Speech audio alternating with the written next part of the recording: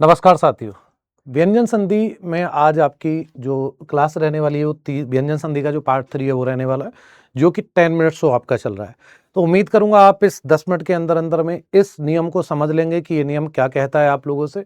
आइए शुरू करते हैं, ट्रिक्स के माध्यम से शुरू करते हैं। व्यंजन संधि का तीसरा नियम ये कहता है, अब ये रहने वाला क्या है मैं आपको सीधा सीधा बता रहा हूँ। इसमें आपको क्या करना है कि किसी भी शब्द में, संधि शब्द में अगर आपको अनुस्वार दिखाई दे रहा है, आधा मैं दिखाई दे रहा है, इसके स्थान पर जब आप संधि विच्छेद करोगे तो आपको मैं बनाकर हलंत लगा देना है और बाद में प्लस लगा देना है। केवल इतना काम आपको संधि विच्छेद में करना है, ठीक है। तो उम्मीद करता हूं आप इसको समझे होंगे कि संधि शब्द में आपको इस तरह का कुछ भी अगर दिखाई देता है, मेनली जो शब्द मिलते हैं वो अनुस्वार वाले मिलते हैं। अनुस्वार के स्थान पर संधि विच्छेद में आपको मैं लगाकर हलंत इसके नीचे लगा देना और प्लस लगा देना। बाकी एज इट इज लिखना है, कोई चेंज किसी प्रकार का नहीं करना है। एग्जाम्पल आपके सामने आ रहे हैं, एग्जाम्पल देख लो। जैसे संविधान और संचार दो शब्द लिखे हुए हैं।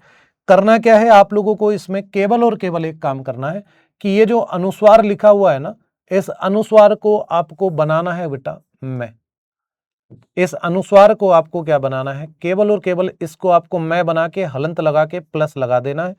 बाकी कोई चेंजेस इसमें नहीं करने हैं। पहले जो लिखा हुआ था स, मतलब कि जिसके ऊपर ये अनुस्वार लगा हुआ होगा, उस अनुस्वार को उस अनुस्वार के नीचे, जैसे स के ऊपर अनुस्वार है तो इसको पहले लिखना है, इसके बाद में लिखा हुआ विधान इसको आपको एज इट इज लिख देना है, कोई चेंज नहीं करना है।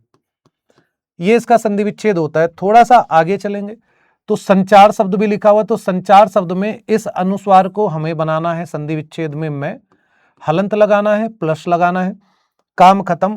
उसके पहले जो लिखा हुआ है स, तो स को हम पहले ही लिखेंगे क्योंकि पहले उच्चारित है, और ये चार शब्द जो है ये आपको प्लस के बाद में लिखना होगा, ठीक है। आगे देखते हैं। आगे एक और नियम आपके सामने है संशय शब्द का। संशय शब्द में ये वाला जो अनुस्वार आपको दिया गया है, इस अनुस्वार को आपको क्या बनाना है, मैं बना के हलंत लगाना है और प्लस लगाना है। इतना काम हो गया, संधि विच्छेद के नियम काम आ गया है। उसके अलावा ये वाला स आपको इसके पहले लिखना है और ये वाला स जो है इसको आपके बाद लिखना होता है, ठीक है।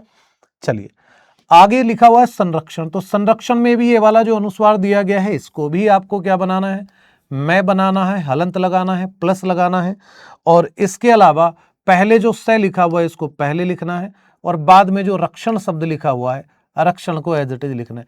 इसको न मत बनाना, क्योंकि एक ही संधि में दो नियम लागू नहीं होते हैं।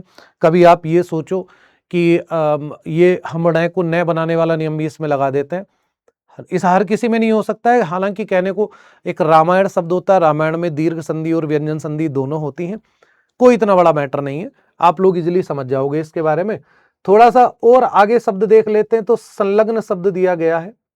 संलग्न में भी आप लोगों को क्या करना होता है जी, संलग्न में भी आपको ये वाला जो अनुस्वार दिया गया है इसको आपको बनाना है मैं, हलंत लगाना है, प्लस लगाना है, ठीक है। और उसके पहले जो लिखा हुआ है स, तो स को आपको एज इट इज लिखना है, प्लस लग्न शब्द जो है आपको बाद में एज इट इज लिख देना है।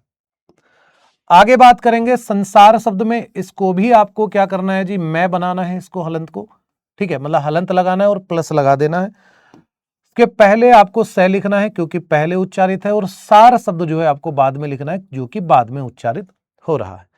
तो ये संधि विच्छेद होता है। इजिली आप इस तरह से संधि विच्छेद कर सकते हो, भारी नहीं है बिल्कुल भी, बहुत इजी चीजें हैं। बस चूंकि क्या है कि कई जो इसके रूल्स हैं, कई जो इसके नियम हैं उसमें ये डिवाइड कर दी गई है सब में सेम, ठीक है। आगे चलते हैं। संयोग शब्द लिखा हुआ है।